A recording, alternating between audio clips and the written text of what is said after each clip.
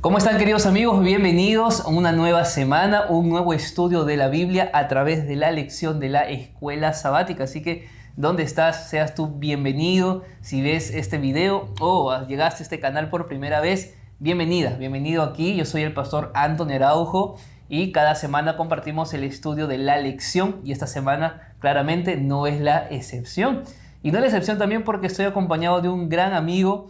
Él es Elías Sinoñán, él es profesor de lengua y literatura y pues me da mucho gusto que él hoy me esté acompañando aquí para comentar juntos la lección de la escuela sabática. Elías, bienvenido, ¿cómo estás, amigo? Anthony, muchas gracias, muy contento en primera instancia, agradecido con Dios, agradecido también con tu persona por la invitación y muy contento de llegar a través de internet a muchos lugares donde estoy seguro que esta lección va a ser de mucha bendición. Yo estoy seguro que sí, porque para nosotros ya es una bendición el hecho de haberla estudiado, realmente no es una lección maravillosa. Y bueno, antes de empezar y antes de hacer la oración, quiero invitarlos a que puedan suscribirse al canal. Tenemos este canal que gracias a Dios cada día crece, así que si aún no estás suscrito, hazlo en este momento, por favor. Deja un me gusta al video y sobre todo compártelo con tus hermanos de la iglesia, con tu familia, con tus amigos, a través de los grupos de WhatsApp, a través del Telegram también. Compartan este video para que más personas puedan ser bendecidas. Así que estamos listos para empezar el estudio y vamos a hacer una oración. Así que ahí donde están, acompáñenme, vamos a orar. Querido buen Dios y Padre que estás en el cielo, gracias porque hoy podemos estudiar tu palabra de una forma tranquila, abierta. Y qué mejor, Señor, de conocer a tu Hijo Jesús a través de la Escritura. Bendícenos en este día a mis amigos que están allí con su Biblia, con su lección, con un lapicero en mano para poder aprender. Que juntos, Señor, podamos aprender de tu Hijo, el gran Maestro. Quédate a nuestro lado, en el nombre de Jesús. Amén, Señor. Amén. La lección para esta semana, que es la lección número 4, lleva por título Jesús como nuestro hermano fiel. La semana pasada habíamos hablado de Jesús como Hijo de Dios, ahora como un hermano fiel. Y es por eso que la lección empieza hablando la similitud, la semejanza y las diferencias que encontramos entre Hebreos 1 y Hebreos 2. Eso lo dice el día sábado. Ahora, la lección, en una parte de la lección, Elías habla acerca de lo que es la tutela in puberum, ¿verdad? ¿Qué significa eso? Bueno, el sistema romano de la tutela in puberum básicamente data que cuando un padre moría, y por obvias razones, pues los niños que todavía no cumplían la mayoría de edad quedaban en el abandono, un hermano mayor, ¿no? Un hermano mayor podía, bueno, no podía, tenía el deber de poder cuidar de ellos hasta que estos cumplan la mayoría de edad. Y eso no simplemente para cuestiones morales y éticas, sino también incluso de herencia, ¿no? Y analógicamente estamos viendo cómo Jesús cumple esa función con nosotros, ¿no? Es nuestro hermano mayor, es aquel que nosotros, al estar pues presos bajo el yugo del pecado, abandonados por el pecado, Él toma esa tutela y se convierte en nuestro tutor, en nuestro guardián, en nuestro protector. Y es extraordinario saber ese paralelo que se hace entre lo que sucedía en esos tiempos en Roma y lo que Jesús hizo con nosotros. Interesante, ¿no? Por eso la lección en el día sábado, en la parte final, dice: veremos a Jesús como un hermano fiel y misericordioso, ¿verdad? Eso es lo que vamos a ver, así que empecemos entonces con nuestro desarrollo día por día. El día domingo de la lección lleva por título El hermano como redentor, así que empecemos definiendo qué significa redentor. Bueno, la palabra redentor, la acepción más próxima a este término es alguien que rescata a alguien de la esclavitud. De hecho, tenemos un libro muy bonito llamado La historia de la redención, ¿no? Como muestra ese trabajo tan bonito de Cristo para liberarnos de la esclavitud del pecado. Exacto. Y efectivamente la lección el día domingo habla de el jubileo. Así es, el año jubilar. Que es lo más próximo a lo que vamos a explicar en la función de Jesucristo para con nosotros. Definitivamente, que era el año jubilar, y la lección lo dice, ¿no? El año jubilar era un año sabático que se daba cada 50 años. ¿Qué pasaba cada 50 años? Bueno, la lección y el libro de Levítico, capítulo 25, nos enseña que ese año sabático, era un año donde se perdonaban todas las deudas, donde se reclamaban las propiedades si es que se habían vendido y donde se proclamaba la libertad a los cautivos. ¿Qué pasaba si es que alguien pues no quería esperar 50 años para para salir de la esclavitud, ¿no? De repente había sido tomado como esclavo o él se había ofrecido como esclavo, entonces quería dejar esa esclavitud, entonces no tenía necesariamente que esperar 50 años y lo podía hacer antes. Pero ¿cómo la persona podía ser liberada de la esclavitud? Bueno, la Biblia lo dice, por ejemplo, en Levítico 25, en los versículos 47 al 49. Si el forastero o el extranjero que está contigo se enriquece y tu hermano que está junto a él empobrece y se vende al forastero o extranjero que está contigo o alguno de la familia del extranjero, después que se haya vendido podrá ser rescatado. Uno de sus hermanos lo rescatará, o su tío o el hijo de su tío lo rescatará, o un pariente cercano de su familia lo rescatará, o si sus medios alcanzan, él mismo se rescatará. Aquí hablamos sobre el rescate. Una persona que está en la esclavitud, que a través de un pariente redentor justamente podía ser liberado. O si es que él mismo podía liberarse, podía hacerlo sin ningún problema. Ahora, esto se traslada justamente al ámbito espiritual de toda la humanidad, donde claramente necesitamos de un redentor porque nosotros mismos no podemos pagar nuestra deuda. Efectivamente, mencionabas al final de lo que explicabas hace un momento, que cuando uno podía, ¿no?, pagar su deuda, lo hacía, pero con la condición pecaminosa que nosotros traíamos, eso era imposible. Nosotros sí o sí necesitábamos un redentor, necesitábamos un pariente cercano, alguien que se familiarice con lo que nosotros pasamos cotidianamente, porque nadie puede redimir algo que no conoce. Exacto. Y efectivamente Jesucristo primero tuvo que, en lo que sigue del día domingo, habitar entre nosotros. Y es justamente lo que la Biblia nos dice en Hebreos 2, versículo 14 al 16. Vamos a leer aquí el texto bíblico que dice así: así que por cuanto los hijos participaron de carne y sangre, él también participó de lo mismo para destruir por medio de la muerte al que tenía al imperio de la muerte, esto es, al diablo, y librar a todos los que por el temor de la muerte estaban durante toda la vida sujetos a servidumbres. Ciertamente no socorrió a los ángeles, sino que socorrió a la descendencia de Abraham. ¿Qué significa esto, Elías? Hay dos cosas puntuales. A nosotros se nos describe como esclavos oprimidos del pecado, ¿no? Se nos describe claramente propiedad del enemigo. ¿Por qué? Porque quiero citar aquí textualmente el libro El deseo de toda la gente en la página 89. Dice: después de inducir al hombre a pecar, Satanás reclamó la tierra como suya. Y él se nombró a sí mismo príncipe de este mundo. Y la misma Biblia, ¿no?, en los capítulos 12, 14 y 16 del Evangelio de Juan, nos menciona efectivamente esa autoproclamación de príncipe de este mundo.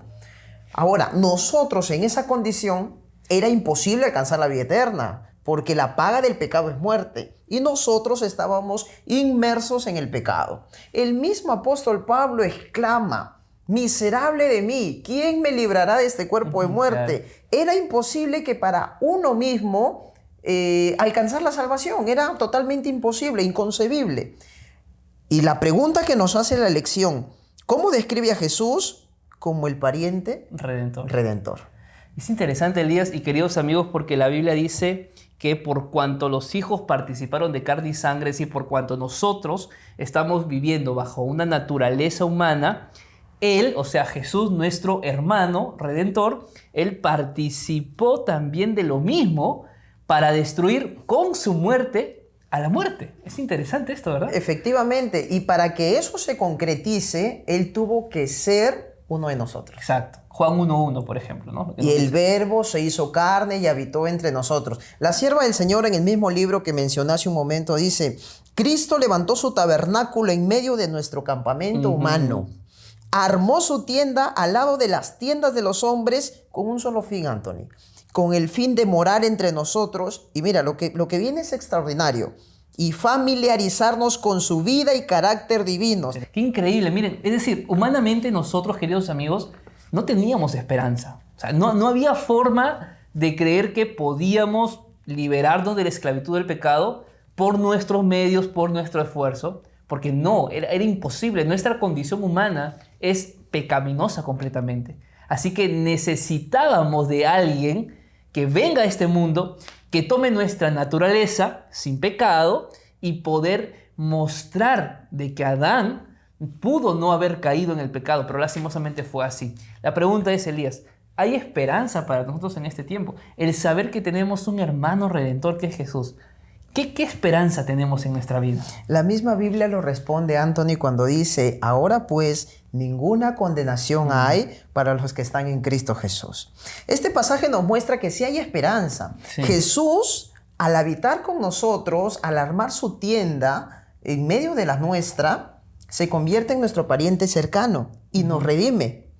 Y es aquí donde continúa el siguiente día ya, que no se avergüenza de llamarnos hermanos. Es interesante, amigos. Miren, yo creo que hay algo que nosotros tenemos que resaltar muy bien en la lección de esta semana, en este día.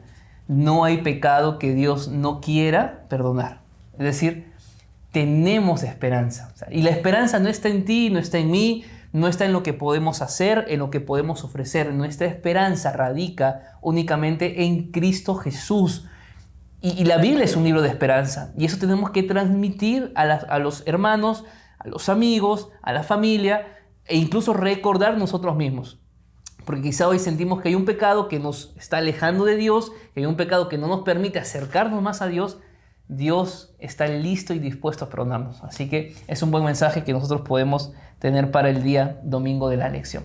Bueno, vamos al día lunes de la lección a ver qué nos dice el autor en esta sección. El día lunes de la lección lleva por título No se avergüenza de llamarlos hermanos. Hebreos 11, 24 al 26 habla acerca de una comparación, un ejemplo entre Moisés y Jesús, ¿verdad? Vamos a ver qué nos dice ahí el texto bíblico. Hebreos capítulo 11, versículo 24 al 26 cita lo siguiente. Por la fe Moisés, hecho ya grande, rehusó llamarse hijo de la hija del faraón, prefiriendo ser maltratado con el pueblo de Dios antes que gozar de los deleites temporales del pecado, teniendo por mayores riquezas el oprobio de Cristo que los tesoros de los egipcios, porque tenía puesta la mirada en la recompensa. Primero me llama la atención que Moisés rehúsa. O sea, rehusar es renunciar a algo. Entonces, la Biblia dice que Moisés rehúsa ser llamado hijo de la hija de Faraón. ¿Qué implicaba justamente ser hijo de la hija de Faraón? Trasladémonos a una escuela en la clase de historia básica. Egipto, Grecia, Roma, Mesopotamia. Y Egipto está ahí. Claro. Una de las grandes civilizaciones antiguas. Potencia mundial. Potencia mundial. Hasta ahora pues hay grandes estudios, grandes descubrimientos. Y Moisés pudo ser un faraón, Anthony. Increíble, ¿no? O sea, hoy día podríamos estar hablando dentro de la historia egipcia acerca de Moisés. Moisés, un faraón que incluso tenía él ya la ideología de rescatar al pueblo de Israel, porque él ya sabía que formaba parte de ellos. Ahora, mira, es interesante porque la lección dice, ¿no?, que Moisés era poderoso en obras, poderoso en palabras, favorito del ejército egipcio, decidido el faraón adoptarlo como o hacerlo su nieto adoptivo y hacerlo sucesor del trono. O sea, Moisés tenía quizás los más grandes privilegios que una persona tenía en ese tiempo. Y estos privilegios, te quiero contar lo que cita el mismo libro Patriarcas y Profetas. Tú sabes que en Egipto el faraón tenía pues un dominio necesario y los sacerdotes también, ¿no? Los sacerdotes tenían un dominio muy aparte. Dice la sierva del Señor que para que alguien ocupe el trono de faraón tenía primero que pasar por un ritual religioso. Y los sacerdotes le decían, Moisés, tú vas a ser el próximo faraón. Y él decía, no, lo que ustedes hacen son tonterías. Yo me pregunto, Anthony, ¿qué poder tenía Moisés en Egipto para que los mismos sacerdotes no puedan acusarlo? Cuando él se rehusaba a adorar a otros dioses, porque él tenía argumentos sólidos de que el único Dios era Jehová. Es decir, aún Moisés en su vida egipcia, él nunca olvidó que era del pueblo de Dios. Ahora, imaginemos esto, queridos amigos, renunciar a algo. ¿Quién no quiere tener poder en el mundo? Poder, honor, jerarquía. Y tener que renunciar a todo eso, ¿para qué? Para ir a rescatar a un pueblo que era terco, para guiar a ese pueblo terco por el desierto. Y que de dura cerviz. De dura cerviz, que dice la Biblia. Y que le costó más adelante a Moisés no ingresar a la tierra prometida. Imagínense. ¿Pero por qué? Justamente el texto bíblico que leyó Elías decía, porque tenía puesta la mirada en la recompensa. Es decir, para Moisés la recompensa no era la jerarquía. No, Para definitivamente. Moisés la recompensa no era el honor. Para Moisés la recompensa no era el poder. La recompensa era la patria celestial. Ahora, un punto importante también el día lunes es justamente esa similitud entre Moisés y Jesús, ¿no? Moisés libera un pueblo de la esclavitud de los egipcios, pero Jesús libera a un pueblo, a una nación, a una humanidad de la esclavitud, pero del pecado, ¿no? Esa es la gran diferencia, y la pregunta es, ¿a qué rehusó Jesús? ¿No? ¿Qué cosas tuvo que dejar, renunciar, para tener que identificarse con esta humanidad perdida? Primeramente hay que entender que Dios quiere que reconozcamos a Jesús como nuestro Dios y como nuestro hermano, ¿no? Partiendo de eso, entendamos que Moisés, pues, rehusó llamarse hijo de la hija del faraón y todas las cosas que implicaba. Pero Jesús, amigo, desestimó su propia vida. Es así, sí. O sea, no rehusó algo, ¿no? Él rehusó a lo que la lección llama, pues, la autoconservación, la vida. Amigo, ¿qué darías tú por preservar tu vida? Imagínate. Yo Claro. creo que todos aquí daríamos lo que sea por preservar nuestra vida. En una situación en la que vivimos, donde el aire ahora era esencial, yo creo que la gente allí en las camas de los hospitales hubieran dado lo que sea por vivir. Cristo desestimó su vida. Y lo dice el libro de Filipenses, capítulo 2, versículos 6 al 8. Él, siendo en forma de Dios, no estimó el ser igual a Dios como cosa que aferrarse, sino que se despojó a sí mismo, tomó la forma de siervo y se hizo semejante a los hombres. Mas aún hallándose en la condición de hombre, se humilló a sí mismo, haciéndose obediente hasta la muerte y muerte de cruz. Yo me imagino esa noche en el Getsemaní, donde pendía en un hilo nuestra salvación. Imagínate. ¿No? Claro. Donde las gotas de sangre del padecimiento de Cristo para salvarnos. Yo me imagino, Anthony, leyendo lo que no está escrito. Imagínate a Jesús diciendo, Padre, ¿y yo qué gano? Exacto. ¿Y yo qué gano muriendo por esta raza pecadora? Pero Cristo desestimó su vida y se hizo obediente. Ahora, ¿qué es lo que Dios pide de nosotros? O sea, ya entendemos lo que significó que Jesús viniera a este mundo. Rehusó, según lo que Filipenses 2, 6 al 8 nos dice. La pregunta es, ¿qué es lo que Dios pide de ti ahora? Tú que eres cristiano, que eres adventista, que vas a la iglesia. ¿Qué es lo que Dios pide de ti? Entonces, la Biblia nos responde en 2 de Timoteo, capítulo 1, versículo 8 y 12, que dice así: por tanto, no te avergüences de dar testimonio de nuestro Señor, ni de mí, preso suyo, sino participa de las aflicciones por el Evangelio según el poder de Dios. Por lo cual asimismo padezco esto, pero no me avergüenzo, porque yo sé a quién he creído y estoy seguro de que es poderoso para guardar mi depósito en aquel día. Qué maravilloso texto, Elías. Yo creo que, al igual que Moisés, cuando puso su vista en el galardón celestial, es lo mismo que el apóstol aquí nos dice, ¿no? Entonces, muchas veces yo creo que nuestra vida, los afanes, las preocupaciones, nos alejan de ese foco, de ese tenor de la muerte de Cristo para con nosotros. Ahora, hay algo que es cierto. Todos tenemos crisis, ¿verdad? Todos afrontamos crisis espirituales. Pero la crisis no significa que yo deba alejarme de Dios, sino que al contrario, debo retener mi profesión. O sea, ese fue el problema de aquellos cristianos del tiempo de Pablo, ¿no? Cristianos que habían abrazado la fe, pero que eran perseguidos a causa de su fe. Efectivamente. Y muchos se desanimaban. Sí, efectivamente. Eran calumniados. Exacto. ¿No? Se les calumnió de canibalismo por participar de la cena del Señor. Era lo que decían, ¿no? Era lo que decían, Sí. ¿no? Se les acusó de incesto porque entre ellos se llamaban hermanos, hermanas. Algo que ahora pues sería totalmente descabellado. Y acá quiero citar textualmente también cuando la sierva del Señor dice que cuando uno sale de las filas del enemigo para proclamar la verdad del Evangelio, el enemigo también, ¿no? Hace su parte, Claro. ¿no? Vas a arrostrar todos los pesares que el enemigo tenga. Así que, apreciado amigo, hermano, que estás viendo este repaso de la lección, si tú has decidido predicar el Evangelio de Cristo, si tú has decidido que tu vida, tu familia sea un testimonio claro y tipifique la verdad del Evangelio, cada prueba, cada cosa mala que el enemigo nos presente, vamos a superarlas en el nombre de Jesús porque ya venció Él en la cruz. Yo apunté aquí dos cosas que me gustaría mencionar para cerrar el día lunes, y es que el evangelio y el sufrimiento van de la mano. O sea, no podemos separar el sufrimiento de la vida cristiana. ¿Ok? Y no es que sufres porque estás mal, porque pecaste, porque Dios te castigó. No, van de la mano. Pablo sufrió, los apóstoles sufrieron. ¿Por qué? Porque amaban al Señor. Es parte de, no hay que separarlo. Y en segundo lugar, yo apunté aquí lo siguiente. Antes de la corona de la gloria que el Señor nos va a dar, está primero la corona de espinas. Efectivamente, Saulo, mientras era tal, no sufría.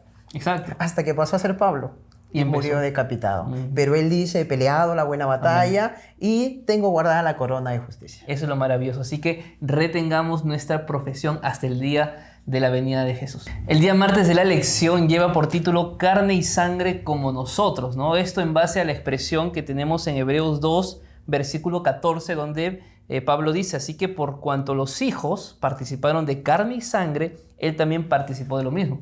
Esta expresión carne y sangre, Elías, no es nueva en la Biblia, ¿no? Tenemos muchos textos bíblicos donde se hace referencia a carne y sangre.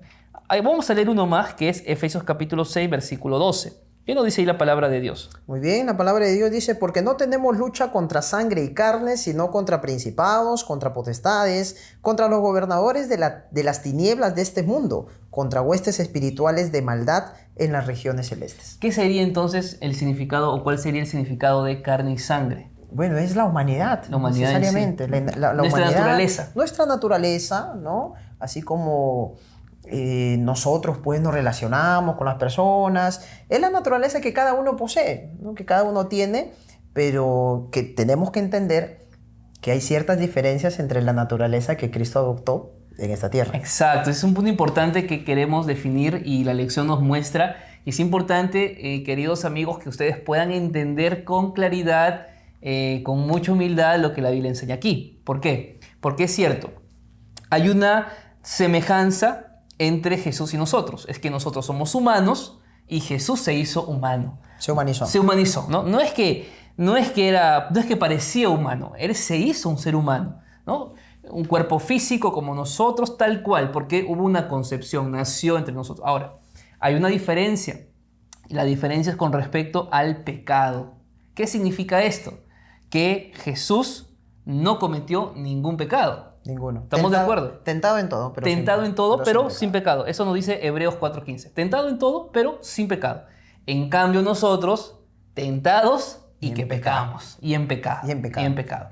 Ahora, hay una expresión, Elías, donde dicen, no, Jesús nos enseña a que nosotros podemos vivir en este mundo sin pecado. ¿Qué tan cierto puede ser eso?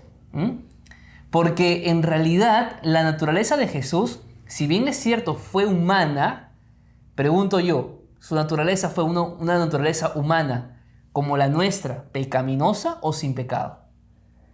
Para que en los sacrificios, ¿no? El cordero tenía que ser sin mancha. Sin mancha.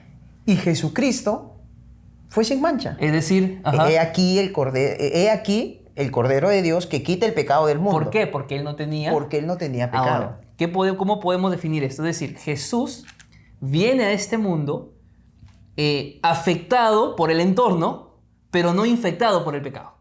¿Estamos de acuerdo? Entendamos que afectado es el entorno, lo que rodea, ¿no? E infectado es sobre sí mismo. Es sobre sí mismo. Es decir, Jesús fue afectado por el entorno, claro, porque fue tentado en todo, pero no cometió pecado. Es decir, Él no se infectó del pecado. En cambio, nosotros somos seres humanos afectados por el entorno, pero al mismo tiempo infectados por el pecado. Es decir, cuando Jesús vino a este mundo, Jesús vino con la naturaleza humana perfecta como la de Adán. Interesante. No es que cuando Jesús vino con pensamientos malos, con pensamientos negativos. No. Él vino con la naturaleza humana, pero la de Adán, que era una naturaleza perfecta. Perfecta. Ahora, yo quiero leer aquí, Elías, lo que dice Mensajes Selectos, tomo 1, página 309. Creo que es importante, amigos, poder leer esto. Dice así: Cristo vino a la tierra tomando la humanidad y presentándose como representante del hombre para mostrar que en el conflicto con Satanás, el hombre, tal como Dios lo creó, unido con el Padre y el Hijo, podía obedecer todos los requerimientos divinos. Es decir, lo que el texto del Espíritu y Profecía nos dice con claridad, queridos amigos, es que cuando Jesús vino, Él vino a demostrarnos que el ser humano, tal como Dios lo creó, ¿cómo Dios lo creó? Perfecto. Perfecto. Perfecto. Sí podía hacerle frente al pecado. Es decir, Adán sí podía vencer el pecado. Más no lo hizo. Más no lo hizo. Aquí quisiera enfatizar, Anthony, para que también las personas y los que nos están escuchando puedan entender. No sé si tú has escuchado también sobre la ley de Dios, ¿no? Que debemos cumplir la ley al pie de la letra y a cabalidad. Y algo que conversábamos contigo en la semana es que el cumplir la ley de Dios viene a ser la resultante del amor que yo tengo hacia Dios. El Señor dice, si me amáis, guardad mis mandamientos. Entonces yo tengo que amar al Señor con sinceridad, acercarme, como dice la misma palabra, ¿no? Acercarnos al trono y la divina gracia, y automáticamente, en el amor que yo siento por Cristo, por Jesús, yo voy a cumplir su ley, pero por amor. Exactamente. No, la ley del amor no puede ser contrariada, no puede ser impuesta, porque de lo contrario no sería pues una obediencia por amor, sino por temor, por miedo. Exacto. Y yo creo que hay muchos que viven una obediencia por temor, ¿no? Guardar mandamientos o guardan mandamientos porque tienen miedo que Dios los castigue, ¿no? Ahora, la lección, el autor de la lección dice lo siguiente: no obstante, la naturaleza de Jesús no estaba ensombrecida por el pecado. Ahí está, lo que estamos mencionando. Textualmente. Textualmente. Es decir, Jesús vino con naturaleza humana, sí, pero sin pecado, como la de Adán, perfecta. Así tenía que ser, porque si Jesús hubiera sido carnal, vendido al pecado, como nosotros, como lo dice el apóstol Pablo, exacto, vendidos al pecado, también habría él necesitado de un salvador. Un redentor, un salvador. Entonces, eso tenemos que dejar claro, ¿está bien, amigos? Yo creo que sí, vamos a ser perfectos, la Biblia enseña, pero llegará el día en que lo corrupto se vista ¿de qué? De incorruptibilidad. ¿Cuándo llegará ese día? Cuando Cristo venga por segunda vez. Mientras tanto, nosotros tenemos que prepararnos hasta ese momento, cambiando, transformando nuestro carácter, siéndonos o haciéndonos ser más semejantes a Cristo Jesús. Reconocer sobre todo los méritos de Cristo por sobre los nuestros, ¿no? Muchas veces nosotros creemos que por lo que hacemos... Yo te pregunto, Anthony, ¿el Señor necesita algo de nosotros? En realidad no. Nada, porque Él es Dios, ¿no? E incluso ya vamos a ver más adelante que Él aprendió a obedecer no porque era desobediente, sino porque Él nunca había obedecido, porque todo el universo ya le obedecía. Entonces, lo que el Señor pide de nosotros es que primero reconozcamos que Él sufrió la muerte que era nuestra para darnos la vida que le pertenecía. Exacto. Entonces, eso es lo que nosotros debemos entender siempre. Todo lo que nosotros hagamos no necesariamente nos va a dar pues la salvación. Absolutamente nada, en realidad. Nada, sino que el Señor pide que nosotros reconozcamos, Dios quiere que reconozcamos a Jesús como nuestro hermano, como nuestro pariente redentor, que gracias a Él, solamente gracias a Él, hoy tenemos la esperanza de la vida eterna. Muy bien, entonces acá vamos a entender ya qué significa carne y sangre como nosotros. Así que vamos al siguiente día de la lección. Llegamos al día miércoles de la lección que titula Perfeccionado a través de sufrimientos. Este título puede generar un poco de controversia, ¿no? Si es que polémica, sobre todo. Polémica, si es que no se entiende correctamente. Para eso estamos, para explicarlo como la Biblia lo quiere decir. Entonces, vamos a leer Hebreos capítulo 2, versículo 10 para empezar. Y dice lo siguiente: convenía a aquel por cuya causa existen todas las cosas y por quien todas las cosas subsisten, que, habiendo de llevar muchos hijos a la gloria, perfeccionara por medio de las aflicciones al autor de la salvación de ellos. Interesante, ¿no? Aquí habla de que el Padre tenía que perfeccionar al Salvador. Y el Salvador es justamente Jesús. ¿No? ¿Y perfeccionarlo cómo? A través de los sufrimientos. ¿Qué significa esto, no? Entonces, lo primero que yo pensé, no sé tú, Elías, pero cuando leí este texto fue, ¿cómo que perfeccionar? ¿Acaso Jesús ya no era perfecto, no? Jesús es perfecto. Sino que la lección, cuando nos menciona esta perfección, no lo hace pues en la parte moral. Exacto. ¿no? Eso tenemos que primero asentar esa idea. No es una perfección moral porque ya hemos dicho hace un momento que él era perfecto, ¿no? Que no estaba infectado por el pecado. Aquí hablamos de una perfección de propósito. De propósito, de recorrido y de término. Es decir, acá hay algo que tenemos que explicar, queridos amigos, y es la palabra perfecto en la Biblia. A ver, no vamos a hablar esto en gran magnitud, pero hay muchos que citan erradamente cuando la Biblia dice, sed perfectos como el Padre que está en el cielo es perfecto. Y claro, y como yo no puedo ser perfecto como el Padre, me frustro, me desanimo y me voy de la iglesia. Yo he escuchado gente que me ha dicho, yo Anthony, prefiero no ser hipócrita y prefiero irme de la iglesia. ¿Por qué? Porque sienten de que jamás van a poder ser como el Padre. Y es que es lógico, jamás vamos a ser como el Padre. Entonces, ese texto está mal interpretado por muchas personas. Ahí porque, en primer lugar, el texto de Mateo 5:48, si no me equivoco, habla de la perfección del amor. No habla de la perfección moral, habla del amor. Ahora, en segundo lugar, la palabra perfecto en el idioma griego es teleios. Y teleios significa maduro. Y yo apunté algo aquí que me gustaría compartir contigo, Elías, y con nuestros amigos, que dice lo siguiente. Perfecto en la Biblia es lo siguiente. Algo es perfecto cuando alcanza el propósito para el cual fue planeado, ¿no? Y Jesús, su propósito fue salvarnos. Exacto.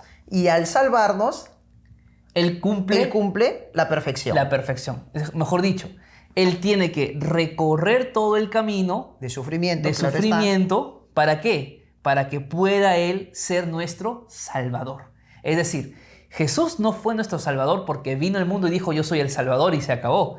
Él vino al mundo, hizo ministerio, murió en una cruz, fue a la tumba, resucitó, cumplió su función, cumplió el propósito para el cual fue llamado. Y aunque era hijo a través del sufrimiento, aprendió lo que es la obediencia.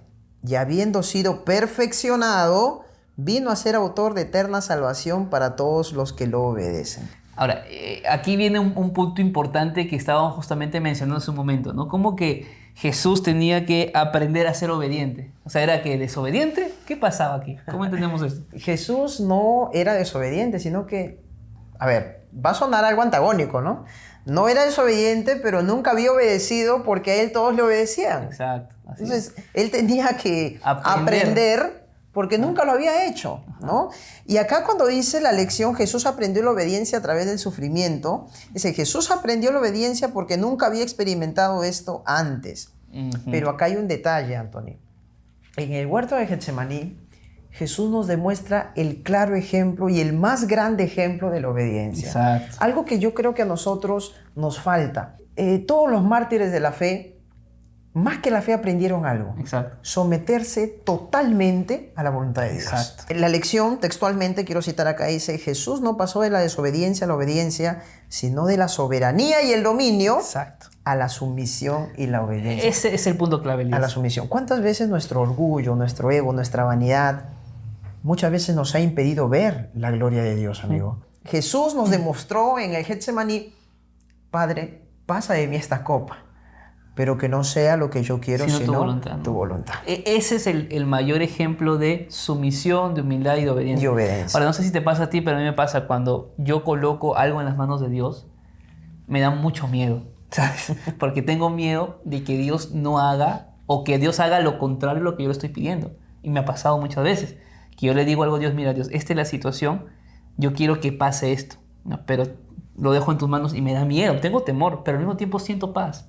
Porque sé que al final ya está todo en las manos de Dios, ¿me entienden? A mí me encanta esta historia de Abraham e Isaac. Imagínate el camino de un padre que había rogado tanto por un hijo y que ahora quiere ir a sacrificarlo.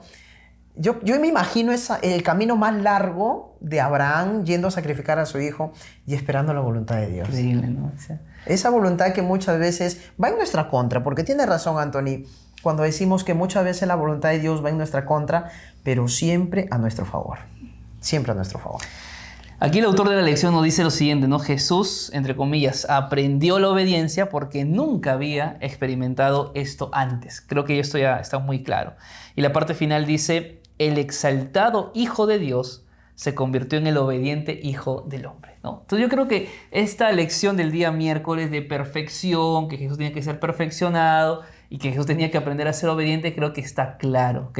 Amigos, probablemente para muchos sea este día una lección complicada, pero por favor, con mucha oración, vuelvan a estudiarla, vuelvan a leerla, con corazón sincero, vuelvan a estudiar hasta que puedan entender lo que significó el día miércoles de la lección. Llegamos al día jueves de la lección, el hermano como modelo, ¿no? Qué interesante, dice la lección. Otra razón por la que Jesús adopta nuestra naturaleza humana es porque Él quería ser un ejemplo para nosotros, ¿no? Y aquí en el día jueves está, para mí, uno de los textos favoritos que tengo, ¿no? Hebreos 12, 1 al 4. Por tanto, nosotros también, teniendo en derredor nuestro tan grande nube de testigos, despojémonos de todo peso y del pecado que nos asedia, y corramos con paciencia la carrera que tenemos por delante, puesto los ojos en Jesús, el autor y consumador de la fe, el cual por el gozo puesto delante de él sufrió la cruz, menospreciando el oprobio, y se sentó a la diestra del trono de Dios. ¿Cómo tenemos que vivir la vida cristiana? 3 cosas. Número 1, despojémonos de todo peso. Número 2, despojémonos del pecado. Y número 3, corramos con paciencia la carrera que tenemos por delante. Y bueno, número 4, ¿cómo? Puesto los ojos en Jesús. Y yo agregaría una más, amigo, valorando más, ¿no? Valorando más los padecimientos de Cristo, sí, que los nuestros. Y esa palabra peso en el idioma griego es onkos. Y yo te mencionaba un poquito eso, ¿no? La palabra onkos es una palabra muy conocida en nuestro idioma castellano, en el español. Onkos es una palabra, diría yo, hasta de terror, oncología. Claro, es una raíz griega. Una raíz griega. Oncología es aquel departamento del hospital cuando tú llegas porque te dijeron, mira, probablemente tengas cáncer, anda a hacerte un examen. Y no sé, tengo familia que ha tenido esta enfermedad del cáncer. Yo tengo familia que ha fallecido, mi hermana falleció con cáncer. Exacto, imagínate. O sea, y es una enfermedad que es muy triste, o sea, no es una enfermedad... Es penosa. Es penosa. Porque no solamente afecta a la persona que lo sufre, sino a la familia. Exacto. Ver a una persona, sus quimioterapias, sus radioterapias, es muy triste. Ahora, miren, este sufrimiento, ¿no? que uno puede experimentar en la vida, Pablo dice que hay que despojarnos de todo oncos que hay en nuestra vida. O sea, hay pesos en nuestra vida, Elías, que es comparado al cáncer, que destruye nuestra vida y a nuestras familias, a los más cercanos, ¿no? Hay que pensar bien, ¿qué es ese peso que nos está apartando del Señor? Y yo no tengo miedo en decir esto, que nos está impidiendo entender la voluntad de Dios. Definitivamente. Para correr la vida cristiana y correrla ligeramente y no cansarnos fácilmente, hay que dejar todo eso que hasta este momento nos está causando mucho daño. Yo te contaba hace poco sobre un problema de trabajo por los días sábados. Sí. Y así, de la nada, amigo, sinceramente, faltaban unas semanas para que empiecen las clases y por un tema de sábado yo estaba sin trabajo. A los 2-3 días para iniciar, llegaron las llamadas, yo completé mi carga laboral y hoy estoy con el mismo problema. Sí. Pero ¿sabes qué? Yo creo que tú puedes notar ahora que ya no tengo la desesperación del año pasado, cuando te llamé y te dije, Anthony, pasa esto, porque yo sé en quién he creído. Exacto, eso es lo importante. Efectivamente, y algo que la lección finaliza y dice, con una breve historia de Acaz, que tenía todo porque el Señor estaba de su lado, Anthony, pero él dice que prefirió lo próximo, ¿no? Sacrificó lo importante en el altar de lo urgente, y fue a quien menos debió ir, fue al enemigo. Y le dice, ¿no?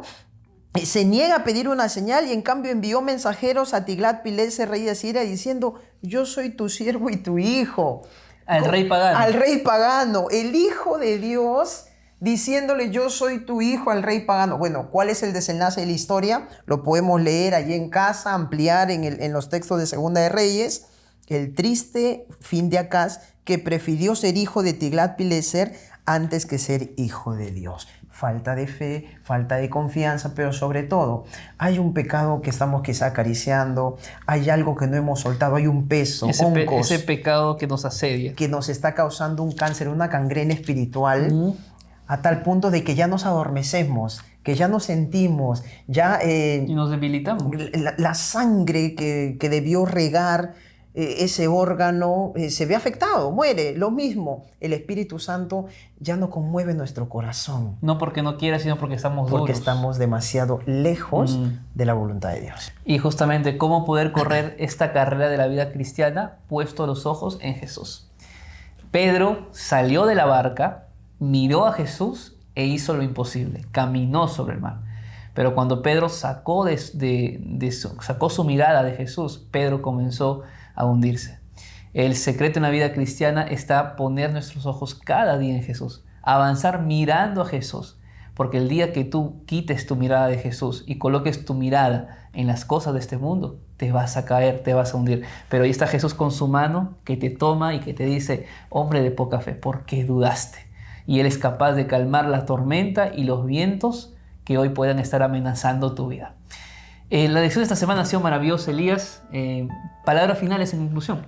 Amigo, en tu hogar, seas soltero, casado, tengas un matrimonio hermoso o tengas un matrimonio en problemas, tengas a los papás juntos o alguien quizás ya no está.